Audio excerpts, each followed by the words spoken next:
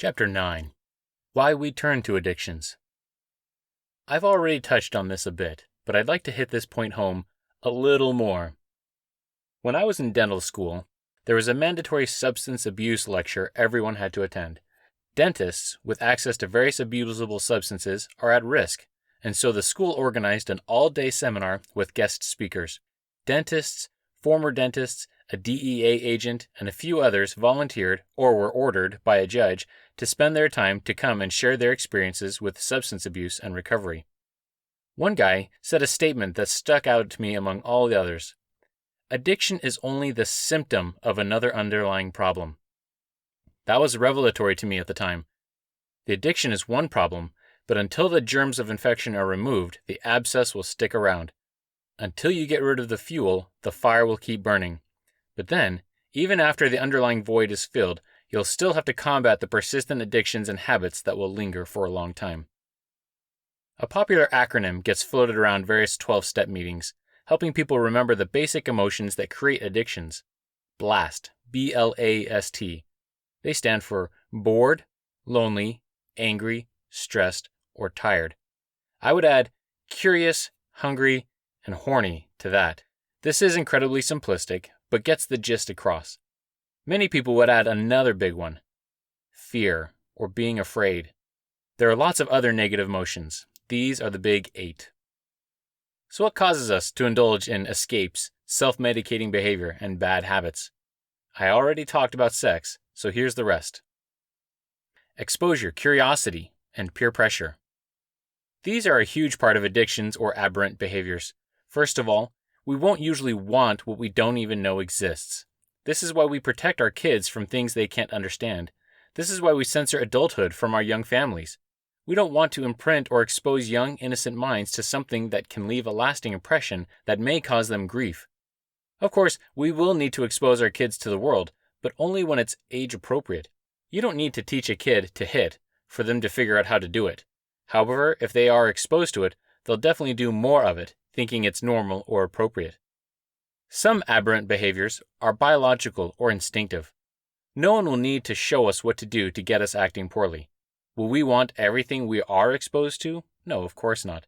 But there's a much higher chance of wanting to try it once we know it's there and become curious to try it out.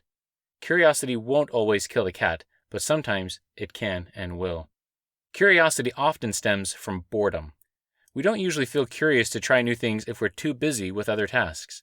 Sometimes we become curious to find an escape from life if it becomes too stressful. Often we use curiosity as a cover-up for other negative emotions we haven't learned to recognize. Few people are curious to try destructive things if there are no negative emotions pushing them to it. On the flip side, some of us are naturally born explorers. This tends to be a very masculine trait, not just for males and men, but we see it a lot more in men. Many women are very surprised, disgusted, or mortified at what men are willing to try. Randall Munroe draws the webcomic XKCD and has a brilliant comic called The Difference. The drawing goes like this. At the bottom of the first set of panels, it says, "A normal person," and it shows a stick figure looking at a machine with a lever. The lever gives a severe electric shock to the person. In the next panel, the normal person says, "I guess I shouldn't do that." Lesson learned. The other picture shows the exact same scenario and is captioned "Scientist." After the scientist gets shocked, he ponders, "I wonder if that happens every time," as they reach for the machine again. Some of us just need to figure out how everything works, and the downside is that we try to figure out how everything works. When we see others participating in an activity, and it looks like they're having an enjoyable time doing it, some of us just have to try it. Or we think we have to try it. We don't have a good enough reason in our head to avoid it or stay away. Like the scientist in the comic who survives the experience, he wants to get a real grapple and handle on the situation and take charge of it. We do the same. If others survive an exciting-looking experience, we want to have the experience they seem to be enjoying. The downside is that we often don't see the repercussions and fallout of people's mistakes, bad choices, or behaviors, especially if they turn out to have been destructive or harmful. We hide it from the world, often out of embarrassment. There's no shortage of exciting YouTube channels showing people doing extreme activities, extreme sports, or awesome accomplishments. What we don't see are the crashes, broken bones, destroyed relationships, hospital bills, chronic neck, back, or joint injuries that very often plague these participants throughout their lives. like retired NFL football players who get to live big for a few years while they actively play, then spend the rest of their life paying for it with countless surgeries, physical therapy, or just permanent handicaps. Boredom. Boredom, just like was mentioned in the previous section, comes from a lack of stimulation, an inability to stimulate your mind, or a lack of environmental stimulation. When people are bored, they mindlessly browse the internet, often eventually settling into porn of some kind or any kind, or watch endless amounts of YouTube and Netflix. They might drink by themselves, or eat a whole pack of Oreos, or an entire Ben & Jerry's, or go racing up canyon roads like they're some Japanese drift racer. They masturbate or indulge in fetishes over and over. They watch entire seasons of TV in one sitting. They go to parties where questionable substances are likely to be found and shared. It takes a lot of conscious effort for many people to get their mind out of the autoplay habit that's formed in their life. Those habits usually form as teenagers and young adults, many times from seeds placed during childhood. Water flows down the path of least resistance, always downhill, always in some rut that has been carved out over time. Being not bored requires a great deal of energy and thought and planning. Like pumping water uphill, it's an active thing that requires investment and forethought. Sometimes it's just fine and okay to be bored, to do nothing. In fact, a great many scientists, therapists, counselors, psychologists, life coaches, priests, rabbis, and others all say you should set aside time daily just for being bored. Let your mind wander. Let it go where it needs, or meditate and try to quiet your mind by reducing all the stimulation. Maybe give yourself a primer. Read something inspirational or thought-provoking, and then go with it for 10, 20, 30, or 60 minutes. Meditate. Veg out. Relax. Practice doing nothing but thinking about your breathing in and out. In and out. Find a happy place, an isolation tank, self-hypnosis, take a nap even. I get that almost no one likes to actually be bored. I've seen a few studies showing that a decent portion of adults would rather experience pain than be bored. When assigned a time to sit quietly with a device that delivers a small electric shock, a sizable portion of the people being tested will shock themselves repeatedly rather than be bored. Tell yourself, it's okay to be bored, a good thing even, constructive. Letting your brain mellow out for a while is helpful and necessary, and not just during sleep, but during waking hours. Go sit on a park bench watching kids play in the snow, or other people enjoying picnics in the sun. Or watch the clouds roll by and pick out shapes in them. Look for wildlife. These kinds of moments are where wisdom comes from. This is the breeding ground for using your knowledge and facts and observations and putting them together in a way no one's ever thought of before, or at least you yourself. It's great to learn from others. It's even better when you can figure it out yourself in some quiet moment. Cal Newport, in his book Deep Work, gives numerous examples of scientists, authors, and experts who accomplished their greatest work or solved their hardest problems by dedicating hours each day or months each year to isolating themselves from the world and be bored while they walk through the forest or sit and think. Galileo once said, as quoted in a worn-out quotebook I used to have once upon a time, "You cannot teach a man anything, you can only help him find it within himself." These quiet moments of boredom are those times when you teach yourself and find new things inside of yourself. Like bubbles of air in a mixed-up, frothy glass of water, letting things settle lets all of this stuff rise to the surface and get seen and felt and used. Treasures await you when you make a conscious decision to be bored and okay with it. And when you plan ahead so that you're not bored when you don't want to be, amazing things can happen. It's usually when boredom surprises us or comes unexpectedly that gets us into trouble. When you first decide to be bored, you'll find you can't get your brain to shut up. It'll just start spinning out of control. I listened to a Buddhist monk describe it as monkey brain because it just chatters and chatters nonstop. But stick with it. Find something to focus on. A painting, a scenic view, or your breathing, and with time you'll find your mind getting quieter more easily. Loneliness. Loneliness comes in all sorts of forms. Simply being around people won't cure your loneliness. Often when we're feeling lonely, if you can even recognize it as such, we're lonely for something or someone specific. Sometimes we're lonely for friendship. Sometimes we're lonely for companionship. Sometimes we're lonely for a superior, like a parent or grandparent or mentor. Sometimes we're lonely for a guy friend or a girlfriend. Bros need each other and ladies need their nights out. Couples need their dates night. Families need their outings together and their meals together. and everyone needs someone to take instruction from and give instruction to. These are common and rooted in our DNA. By having all of these relationships, the entire human society is woven into this incredibly strong net and web, like fabric. Let these connections go, and the net gets holes in it, the fabric gets weaker. A person becomes lost or at risk of becoming lost. Why does society bounce back after a horrific natural disaster? It's these connections and the need to have these connections. We can mitigate many and most natural disasters by helping each other. We can soften the blow. And when something does rip a hole in society, we can mend it with some time and effort. Human nature doesn't want us to miss out on anything. We have such a strong need to be involved, many of us get stuck with FOMO, the fear of missing out. We need to be part of the in crowd, the cool kids, the popular group, high society. Perhaps we can't stand any of those things, so we rebel and go the other way, intentionally seeking the outcasts, the humble folk, the down-to-earth. Either way, we feel the need to be involved with the people we look up to. So we glue ourselves to social media, to the news, to Twitter, to Facebook. We need to be connected. We need to stay informed because we need to know what's coming to be safe. We need to have a side to belong to, a tribe, a clan, a nation, a community, and a family. There's a constant stream of criticism about our need for social media, but in truth, 100 years ago, people were addicted to newspapers or ticker tapes. Huge crowds, eager for any sort of stimulation, news, or entertainment, would form around any sort of unusual event or happening out on a street or town square or other public meeting place. The addiction hasn't changed, just the form of it. What happens when this drive to be connected and informed gets hijacked by too much information? When there's a need to be fulfilled, there will be people happy to fill it for us, and they want to and should be paid and compensated to do it.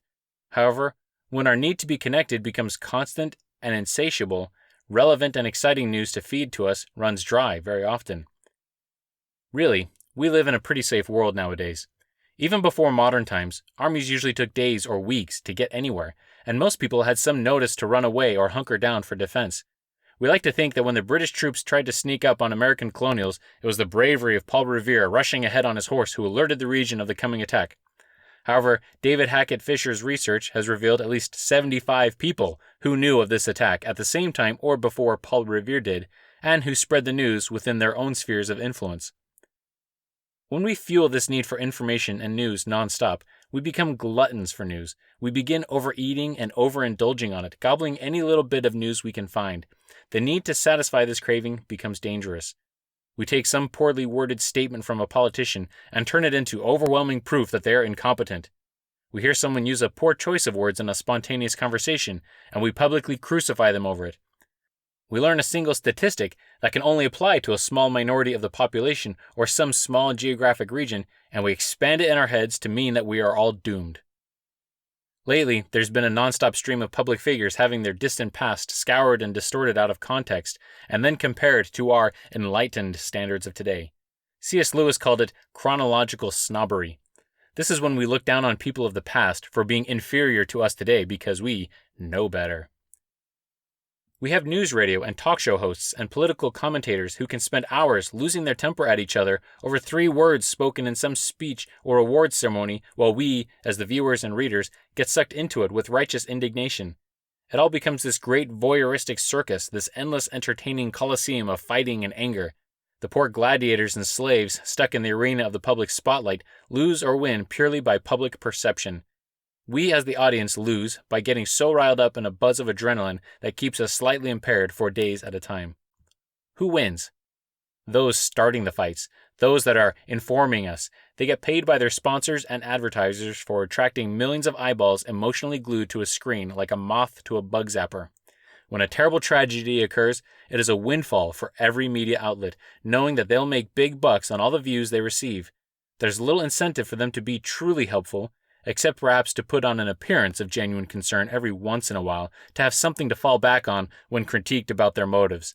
This applies to all media outlets, at all ends of the political spectrum, each offering their own public, their own unique perspective of the events going on, to protect us from the skewed spin of the other guys. The only real incentive is to keep us watching for as long as possible, to keep us occupied on the constant reporting. Yes, help occurs because more people can be informed, and that is good. More people can be involved because of how ready the world's information is. More people can help when they know what is going on. I don't want to condemn all news stations completely. An informed public is a strong public. We just need to be careful that what we're reporting and watching is based on a true desire to help and serve. Anyone who feels angered or scared by what's being reported needs to look carefully at the reporter and themselves, not always the event. Mr. Rogers from the 80s TV show Mr. Rogers' Neighborhood, Won't You Be My Neighbor, often told of a time as a kid when he got anxious and worried about disasters and awful things happening on the news. His mom would tell him, "Always look for the helpers." These helpers more often don't like to be on the news. They'd rather just do their thing, helping people who need it, not wanting fame or credit for it, helping just because they love other humans. Many people find their faith or belief in a loving God start to waver and weaken when they see the horrible things we can do to each other or that nature can do to us. They may wonder, where is God? Why didn't he stop this? I don't know why God lets some bad things happen and not others. My kids don't always know why they get in trouble for some things and not others. But what strengthens my faith and hope in humanity, and what seems to strengthen the hope of Mr. Rogers, is the ability to look for the helpers. That is how we form relationships with people. We help them and let them help us. What if we don't have or never got to enjoy stable relationships growing up? What if our family was in shambles before we were born? What if we're stuck with attachment disorders? What if you just don't get along with other guys or other women? What if you're single? That's where things can often go sour. In an attempt to fill one of these voids, we often entangle it with another. Maybe we didn't have a great role model for a mom or dad, so we mistreat our spouse or children, or sometimes more sneaky, we overtreat them. We become codependent or too nice and afraid to rock the boat at ours or their expense. We might form romances with a good friend when we shouldn't. We treat our spouse like a buddy, a child, or worse, like a business partner, instead of an intimate partner. Watch out for these things. We become like those we have spent our time with. If you don't have a relationship you need, go look for one. And the kinds of places where you'll find the kind you need. Ask around. Sometimes a relationship you've already got can be changed into another, and sometimes it should not. An acquaintance can become a guide or a mentor, but shouldn't be a master. An old friend can become a mate, or like a sister or brother, but not always an intimate one. A niece or nephew or stepchild can become like our own child. Work to become the half of the relationship you are needing for someone else. And don't stop trying, because in the trying, we often find the fulfillment we are looking for. Just like the real relationships take work to maintain and grow, the alternatives require the same.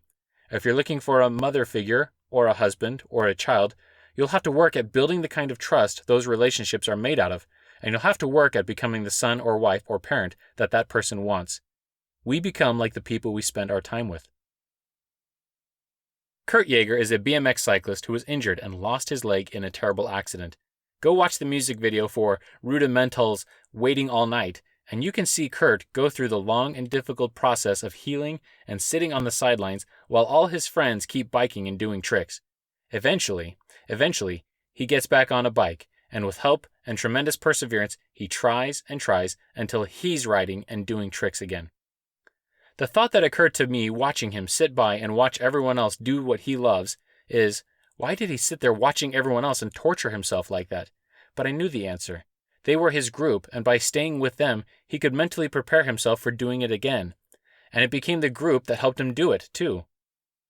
When I was going through my own separation and divorce, I knew I wasn't ready to give up on having kids or getting married. I spent as much time as I could with my still married friends and their kids. It killed me inside, a little bit sometimes, a lot others, to be around them and not be jealous of them. It hurt almost as bad as the divorce itself did. But I knew it's what I needed to get back on my feet and not let my experience scar me any more than it had to. I wanted a family, so I spent as much time as I could around other families. Don't abandon those you once trusted simply because you can't see their value to you or your value to them right now. Some addictions tend to isolate by nature. We think to ourselves that no one else will want to see us like this, or that no one can stand to be around us while we're binging. Others are afraid of showing that side of themselves because it doesn't mesh with who they want to be or would like to be or who they think should fit into that society. How many of us have a secret side to ourselves that we try to keep hidden away deep down? How many of us would love to get rid of that secret side? The odd thing is that the secret side is such a deep core part of us, we're often afraid to get rid of it, afraid to bring it to light. Plus, indulging in that secret side is usually tons of fun, or at least it feels really good to let it out once in a while. Like keeping a caged pet tiger, you gotta let it out once in a while for exercise. but you have to be careful where you do, or you'll probably get the cops called on you. In a very real sense, this happened to a guy in Prince George, British Columbia, Canada several years ago while I was living nearby. He had a permit to own and keep multiple tigers. He was traveling with them and felt bad keeping them cooped up in their containers, so outside his hotel, in the middle of the night, he let them out, 2 or 3 of them I think, so they could stretch their legs, get some exercise, and frolic a bit. At least, until some scared locals called animal control and the police. Imagine being in northern Canada and seeing a set of tigers running around in the middle of the night. I might call the cops too, and maybe a therapist, because I probably wouldn't believe my eyes. But pet tigers are extremely cumbersome pets and extremely dangerous animals regardless of how well they are tamed, and for the great majority of us, life would be simpler and easier and safer without them. How often does our own secret pet tiger hidden deep inside ourselves cost us ridiculous amounts of money, or destroy relationships, or slowly kill the life inside of us and our bodies, or worse, kill the life inside others? Like the real-life lions, tigers, and bears that some of us tried to keep as pets, we never know when instinct will be triggered, and the wild animal inside of us will take over for even a brief period of time, causing havoc on our own lives. The stories of werewolves, or the tale of Dr. Jekyll and Mr. Hyde, play on this idea. We all contain a wild animal inside of ourselves that will not be controlled and only wants to selfishly destroy what's around us to satisfy our urges.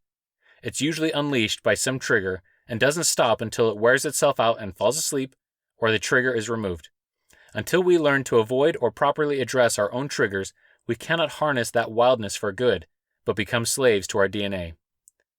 Other addictions thrive in the presence of others. We can't stand to be alone, but what do you do when all the people around us are participating in something that's fun and exciting and really bad for us? How many gallons of alcohol are consumed by college students at parties at the same time they're trying to amass the knowledge that's supposed to support them and others for the rest of their lives? You wouldn't want to know how many classmates would go spend an hour at the bar around the corner from the dental school instead of their dental classes. How many kids get into drugs because of their friends? The great wide world is out there, and some of us are going to get mauled by figurative bears and wolves and deal with starvation, hunger, and the worst of humanity before we figure things out with our friends. And some of us are going to get mauled by our friends before we figure things out and learn to leave them alone too. We'll pick up scars and baggage all along the way. Loneliness is dangerous, but so is being with too many people. We need to learn to accept both and live with both, but in a way that keeps ourselves safe. Loneliness is not a bad thing, and if we were to never experience or deal with loneliness, we would never develop our own individuality. The opposite is true. If we are always hiding from others, we can never learn how to get along with and live with and help others, and let them help us. Biologically, we are designed to be social animals, but too much sociality, or not enough, is harmful to us emotionally and mentally. It's probably physically harmful to us too. People who are married or involved in family environments tend to live longer, healthier lives. People who stay active by serving others in some capacity, whether it's paid or volunteer, find more purpose in their life and generally stay healthier longer. How often do we fill our loneliness with pastimes and activities that we know just aren't that great for us, or that allow us to escape the harder task of being sociable with other people? We turn to video games, cats, books, or nature, and so many other things. Not that those things are bad, but if we are using them as an escape, our relationship with them becomes bad. Being around people is hard work for a lot of us. It takes effort, it's tiring, and like any other skill, the more we practice it, the better we get. It's also easy to focus on the worst of people and justify our solitude. We have to be careful to not let everyone else's faults keep us trapped in our own small little world. We can be stronger than that, and we need to be if we want to give anything back to the world instead of just taking and consuming. Consuming video games that hundreds of people worked hard to create, taking the pets that so many other people have bred and cared for to get them to us, or taking the knowledge and imaginations of thousands of people who contribute to the books and stories we read or watch. The world only gets better as we get better and as we add more to it than we take. Hunger. When we are hungry, we often can't think straight. When we are deprived of the most basic need of survival, we tend to get a bit crazy. In truth, whenever we are denied or blocked from getting any of Maslow's needs, our brain goes into overdrive stress mode to get what we're working so hard to achieve. However, self-actualization isn't quite so necessary for survival as hunger is.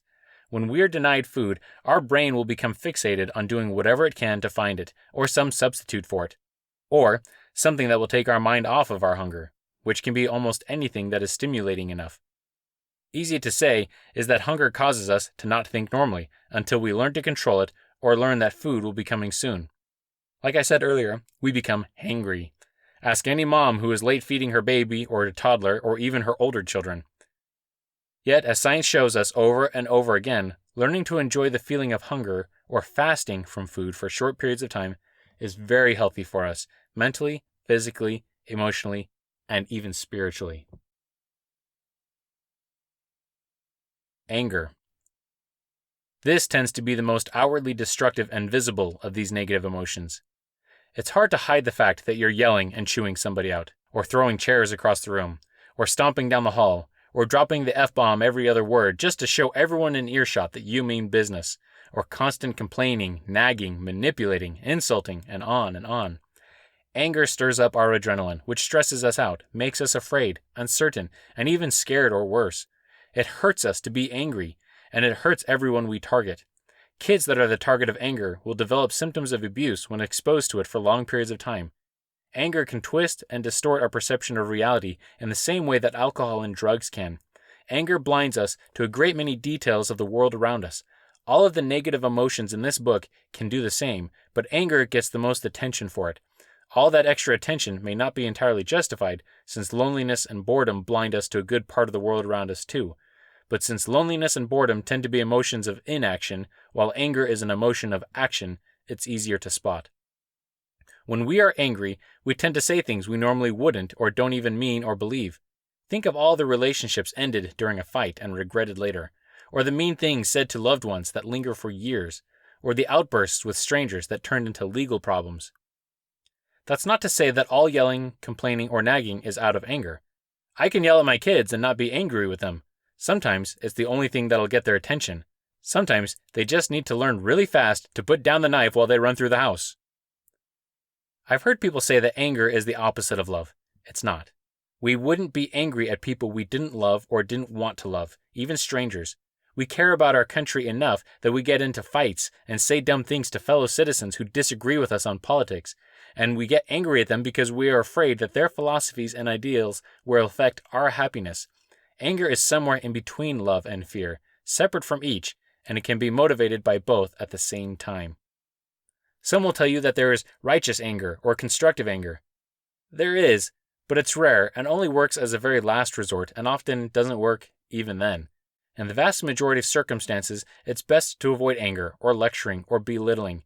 When I've lost my patience during an internet argument, it makes me look like an idiot, no matter how intelligent I think my facts are.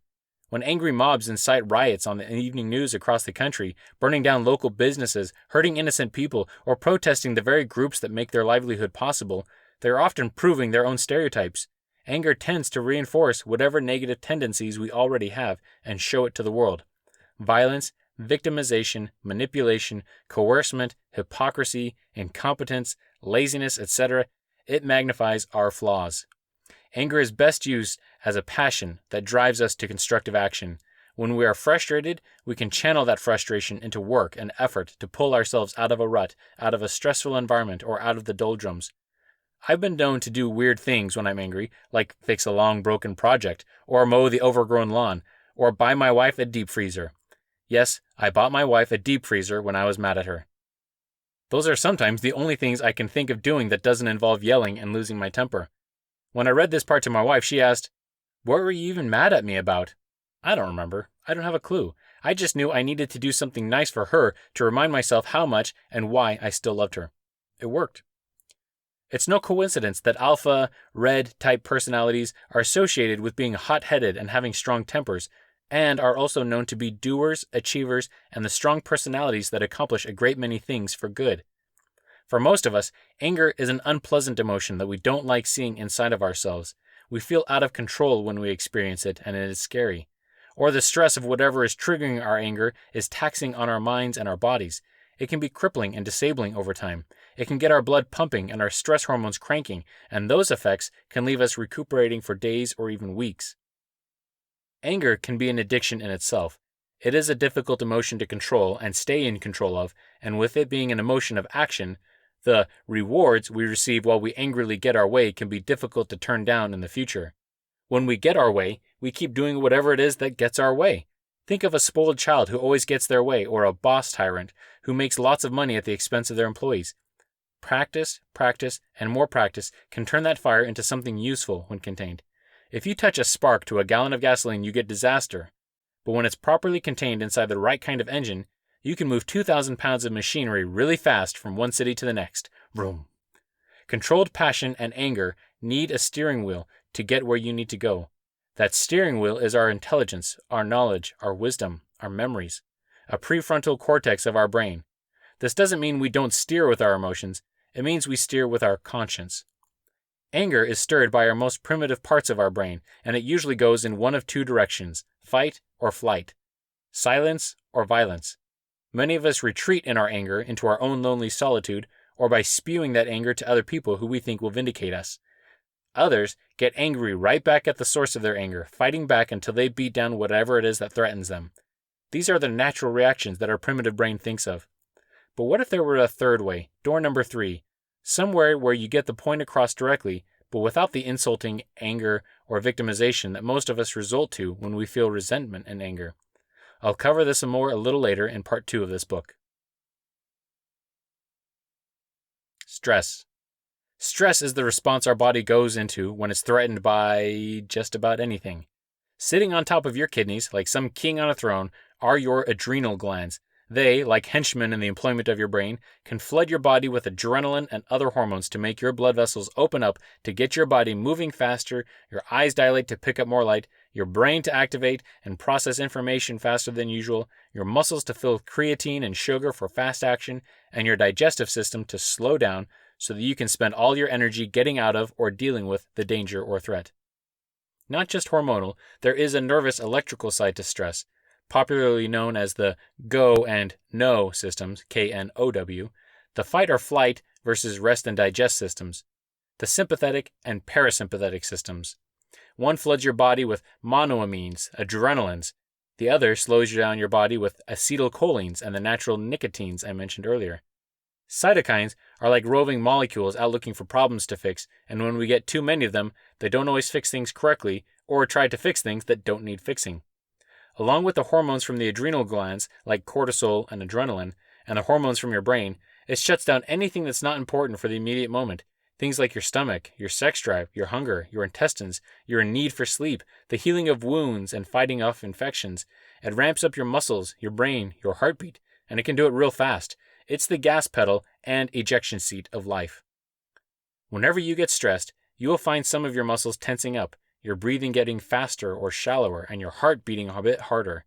It's hard to directly control your heart, but you can control your breathing, and most of the time your muscle tension. Slow them down and relax them as best as you can. Often your heart will follow the others. The alternative to the stress system is the parasympathetic nervous system. It slows down your muscles, it calms your brain, it floods your body with oxytocin and dopamine to feel good. It pushes food through your stomach, it makes you feel safe, it perks up your sex drive, it nudges you off to sleep and gets all the repairs and rebuilding of your body underway. As a side note to this, the sex drive does some weird things. Both the stress and relaxation systems are heavily involved and used during sex. Both parasympathetic and sympathetic systems light up like crazy. Many people report being extra horny when they are sick, while many people say it's the last thing on their mind. Sometimes when we're filled with rage, stress, and anxiety, our sex drive runs rampant with it. It can fire up as a last-ditch effort to pass on your DNA before death sets in, or to calm down and soothe our fears. It can shut down during danger as a way to preserve your own life. It will turn on or off, depending on a whole lot of things. There's been gobs of papers, books, stories, documentaries, articles, journals, newspapers, and blogs devoted to stress. It's a major issue in our culture. We are driven to go and do, to work and accomplish, and try until we are successful. It's a contributing factor to many of our serious illnesses, including heart disease, autoimmune disorders, fibromyalgia, arthritis, Alzheimer's disease, and more. Stress keeps us functioning when we are in danger, but the downside to this is the toll it takes on our body and our minds. Our immune systems suffer, and we end up with all sorts of chronic diseases and injuries that never heal. Have you ever noticed how you'll get sick after some long-awaited stressful event is over? How many students will get sick and their bodies will crash right after a final exams week or a semester ends? The reason?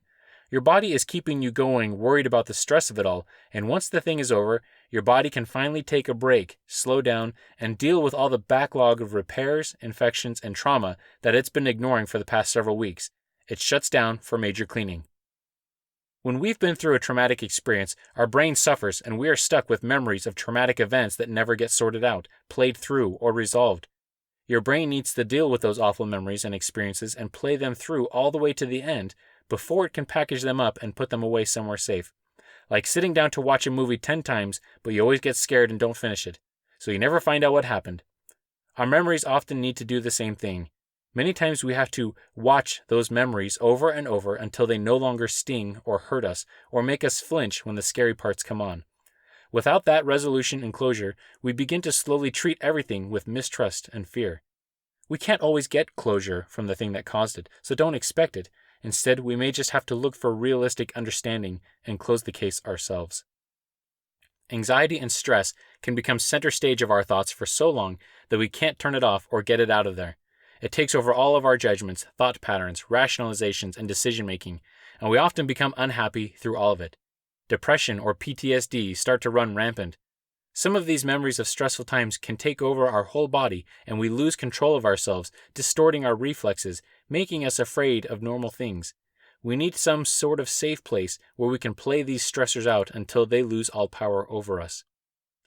When stress dominates, no longer can you see the positives and the negatives of optimism and pessimism, but pessimism starts to seem like the only thing that truly exists.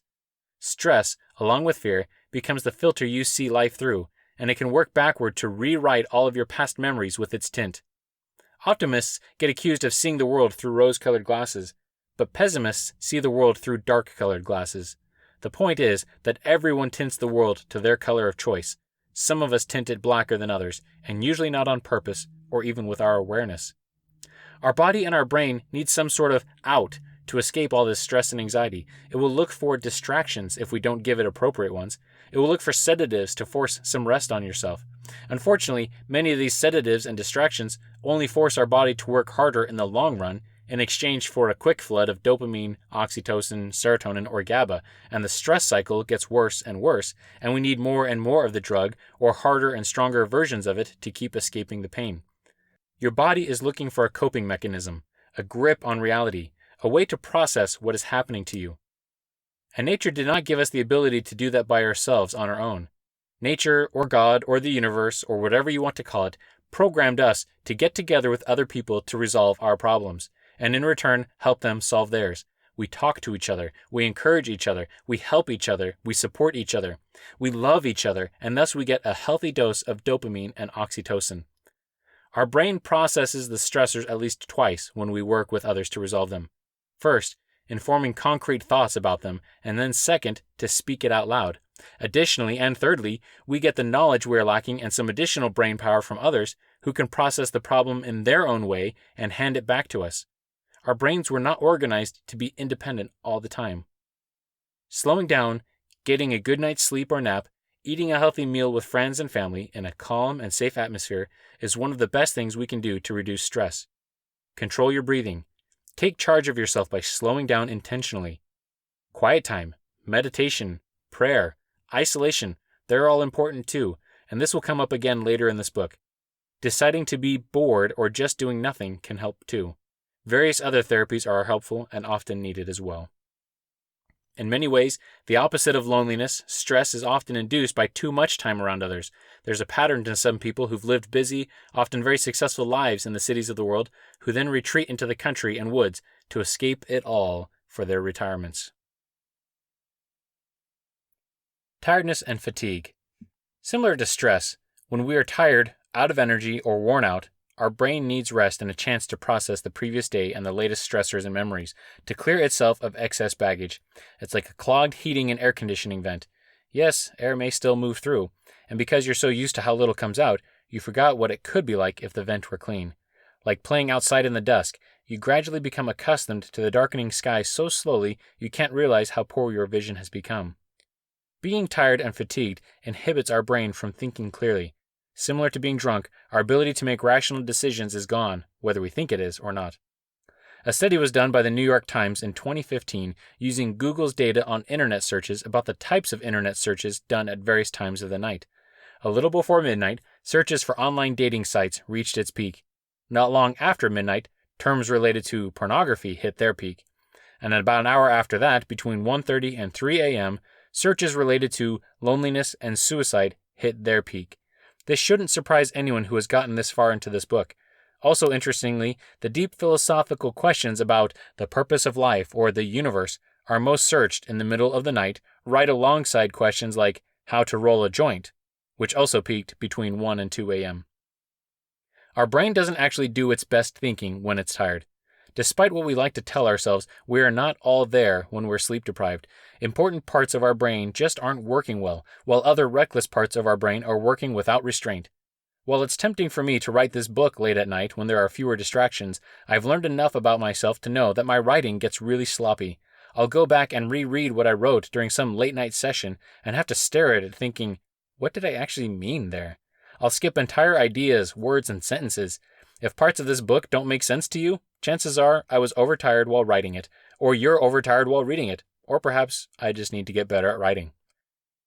The middle of the night is also when medical symptoms are most searched. In other words, people are looking for answers to their problems. Our brain wants to do a lot of problem solving at night. It's designed to do that while we sleep.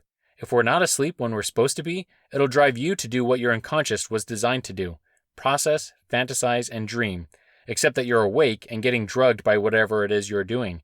When we get our fix and high of whatever it was we needed, we have to come down off of that unhealthy dose that came from unnatural sources, and we crash into despair and depression. Our mind, finally worn out, loses it. Multiply this pattern a few nights per week for several years, and we'll start to see major problems crop up in our lives where few used to be. Multiply this over millions of handheld devices and laptops and PCs across the country, continents, and world, and it's easy to see where large societal problems can crop up. In a few recent studies in the past couple of years, sleep problems are being connected to diseases like Alzheimer's and Parkinson's disease. A lack of sleep builds up normal proteins between our brain cells, and as these proteins clump together during our sleepless nights, it begins to affect our brain tissue and how well our brain works. Ohio State recently published a study where they measured the amount of sleep a couple got, how well or poorly they resolved a conflict in their marriage, and also how stressed their bodies got because of the conflict. With less sleep, these couples will get into more hostile and aggressive arguments, and the amount of stress and inflammation their body went through would spike because of it. Moral of the story? Get sleep so you and your partner don't argue as violently, and so your body doesn't suffer either. A good idea is to set an appointment with your partner to discuss the problem at a better time, when you're both well rested and can talk safely to each other. It's no secret that when we don't get enough sleep, we're irritable, cranky, tired, distressed, and more violent. We need sleep, a decent amount of it. Men tend to need a little bit less than women on average, while teenagers and kids need a lot more than they typically get. In the end, we all need at least 6 to 9 hours a night. This gets really tricky for people who work night shifts or weird hours. Oftentimes our fear of missing out, FOMO, gets in the way of getting the rest we need. We don't want to be asleep while other parties are going on, movies and shows are playing, or while other people are just awake and enjoying each other's company. Sometimes we just don't want to put down the game controller or Netflix just to get some sleep because why quit on the fun stuff? Sleep is such a chore. My own mind is so intent on learning and being stimulated, it is hard for me to tell myself, enough, time for bed. I'm grateful for a wife who likes to sleep. Going to bed at the same time as she does is extremely helpful for me, and by letting her dictate some of our bedtimes, I can overcome a tendency I've dealt and struggled with my whole life. When I was single, I got sleep, sure, but a lot less of it, unless I was really careful with my schedule and nighttime rituals shortly before bed. Each person will have to form a routine, a ritual, a pattern or habit that will get them to bed. Start that ritual around the same time every night possible. Even if it's an hour-long or 2-hour-long ritual, go for it. Dogs and cats have the curious ritual of walking a circle or two to pat down the ground beneath them before laying down to rest. We humans have equally curious rituals that are incredibly more complicated. Use that to your advantage. Form the pattern when you're wide awake and sober, not when you're already half tired and groggy. Make the decision when your head is clear and begin the ritual while it is still clear. Brushing your teeth, watching a show, snuggling with a loved one, drinking a cup of tea, taking a shower, washing your feet, whatever it is, whatever you need it to be, practice it, plan it out, and let the autopilot you consciously arranged for do all the work. My wife's ritual takes her 20 minutes. Mine takes about 3, and I've learned to time my ritual to hers, so most nights we're ready for bed at the same time. What if you can't sleep? Oddly enough, for many people, the biggest killer of a good night's sleep is worrying about not getting enough rest. The anxiety we have about being awake does more to keep us awake than a lot of other things. A number of health problems can ruin our sleep. I don't want to minimize those issues. I hope to instill in everyone the notion that worrying about your sleep is the worst thing you can do. Worrying about anything is the worst thing you can do. Don't think you're the only one kept awake by the worst of your thoughts and fears, your demons. Everyone will deal with this throughout their life. Learn what you need to understand that any rest is beneficial, and often it will be enough to get you through the next day. Even if you're not sleeping, laying in bed and resting is still resting, and it's incredibly valuable. Do your best to enjoy it. Your mind is going to work away and churn as it normally would while you're asleep. It's frustrating for most of us when it happens. Learn to embrace it and let your conscious thoughts step by and watch your brain work like a spectator. You may wish for better progress to be made as you cycle through the same problem over and over, or the same song lyric on endless repeat. That's okay. Just trust your brain and trust your daytime sober mind more than your tired and mixed up mind. Often, your brain is stuck awake, overflowing with unmet emotional needs, or pushing like a madman to relieve some pent-up and overpressurized hormones, sexual or other, needing an outlet. Maybe you're dealing with huge insecurities about yourself or your relationships or lack of them. Maybe you're afraid of an important work meeting. Maybe your brain is still processing that deeply profound or traumatic movie you watched earlier. If you need relief from some pent-up sexual pressure, your brain will fantasize about all the wonderful ways it could get that relief. Often, all you need is to find some guilt-free way to relieve that pressure temporarily, and those fantasies will subside or turn down hugely. It doesn't mean your brain will quit, but you can at least turn down the volume on those thoughts. In a worst-case scenario, you won't have access to a guilt-free way to relieve that sexual pressure. While many of you will feel totally comfortable with masturbation, many others will not. And you'll endure a long night of uncomfortable stress. It will feel like a major endurance event. Remember that you will survive. It will be okay. You will not lose anything over enduring it. One of 2 things will happen. 1. Your hormones will get so backed up that they will revolt against your brain and organs, demanding they slow down production. Or 2. You will realize that you can survive those intense moments, however long they seem to last, and you will gain greater confidence in yourself for it. You are not your best self when it is late. No one is. If your partner or spouse is insistent on solving your problems at 1 a.m., be insistent that you take some time to cool down, collect your thoughts, and make an appointment during the daytime sometime to discuss it. Do whatever it takes. If you want to become a better person and help the world be a better place, start by just getting enough rest.